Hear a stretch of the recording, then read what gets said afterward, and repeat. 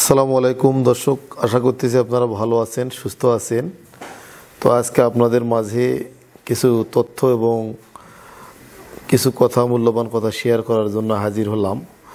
দর্শক দেখতে পাচ্ছেন ক্যালভেট পি একটা ক্যালসিয়াম স্কোয়ার কোম্পানির, আর একটা দেখতেছেন এজিং ভেট, এটা এসিআই কোম্পানির একটা জিঙ্ক। তো জিঙ্ক এবং ক্যালসিয়ামের গুরুত্ব নিয়ে কথা বলবো এবং জিঙ্ক ক্যালসিয়াম কেন খাওয়াবেন এই বিষয়টা নিয়ে কথা বলার চেষ্টা করব। দর্শক, আমরা যে গরুগুলা লালন পালন করি এগুলাকে কিন্তু কালেকশন করার পরে কৃমিনাশক ডোজ দেই, জিঙ্ক এবং ক্যালসিয়াম খাওয়াই। জিঙ্ক ক্যালসিয়াম খাওয়ালে কি হয়, গরুগুলা কৃমিনাশক ডোজ দেওয়ার পরে জিঙ্ক এবং ক্যালসিয়াম দিলে এই গরুগুলা কিন্তু দ্রুত শারীরিক বৃদ্ধি হয় এবং খুব দ্রুত কিন্তু মোটা তাজা হয়। তো জিঙ্ক ক্যালসিয়ামের গুরুত্ব কিন্তু অপরিসীম। আপনি যে গরু লালন পালন করেন না কেন, জিঙ্ক এবং ক্যালসিয়াম কিন্তু খাওয়াতে হবে। দর্শক, প্রত্যেকটা গরুকে আমরা কিন্তু জিঙ্ক দেই, ক্যালসিয়াম দেই।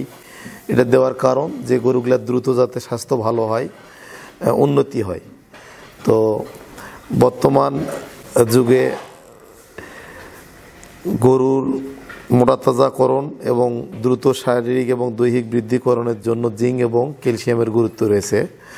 তো আমরা যারা গরু লালন পালন করি বা যারা খামারি রয়েছি, তারা যে কাজগুলো করতে হবে সে কাজগুলো হচ্ছে জিঙ্ক এবং ক্যালসিয়াম খাওয়াতে হবে। কৃমিনাশক ডোজ কিন্তু নিয়ম অনুযায়ী দিতে হবে। আমরা নিয়ম অনুযায়ী যদি কৃমিনাশক ডোজ না দেই এবং জিঙ্ক ক্যালসিয়াম যদি না খাওয়াই, সেক্ষেত্রে কিন্তু গরু ওজন বৃদ্ধি হবে না, স্বাভাবিক বৃদ্ধি হবে না। তো মেডিসিনের কোনো কিন্তু বিকল্প নেই। গরু মোটাতাজাকরণ বলেন, আর দৈহিক ওজন বৃদ্ধি বলেন, শারীরিক বৃদ্ধি বলেন, তো এই বকনা গরুগুলা যে আমরা ক্রয় করে এগুলাকে ডেভেলপ করার জন্য যে পদ্ধতিগুলো অবলম্বন করি, সেই পদ্ধতিগুলো নিয়ে কথা বলবো। প্রথমে বকনা কালেকশন করার পরে কিন্তু আমরা পরের দিন কৃমিনাশক ডোজ দেই।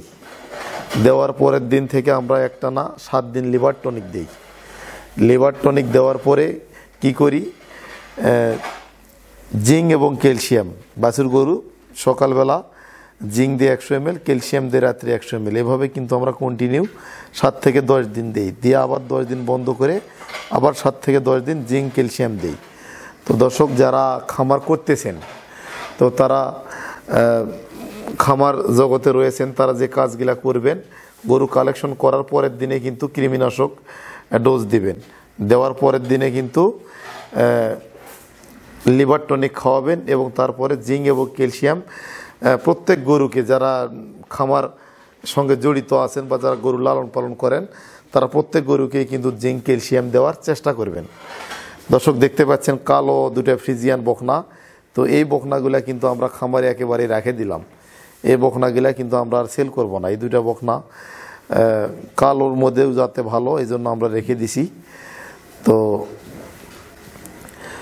গরু লালন পালন যারা করেন বা এই সেক্টরে যারা জড়িত রয়েছেন, শুধু গরুর লালন পালন করলে হবে না, গরুর লালন পালনের পাশাপাশি গরুর চিকিৎসা সম্পর্কে ধারণা থাকতে হবে।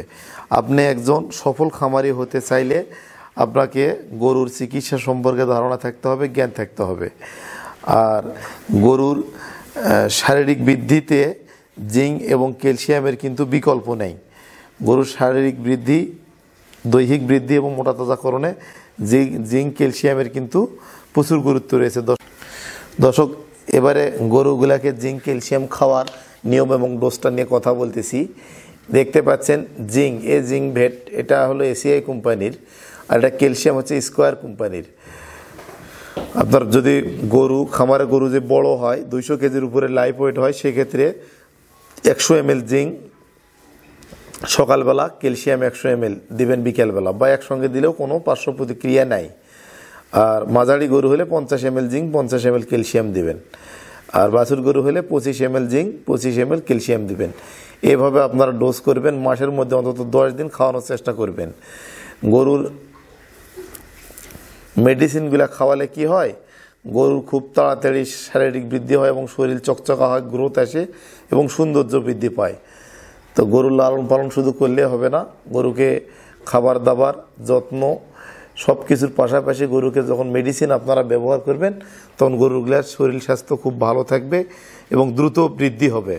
দ্রুত ওজন বৃদ্ধি হবে, শারীরিক বৃদ্ধি হবে খুব দ্রুত। তো দর্শক,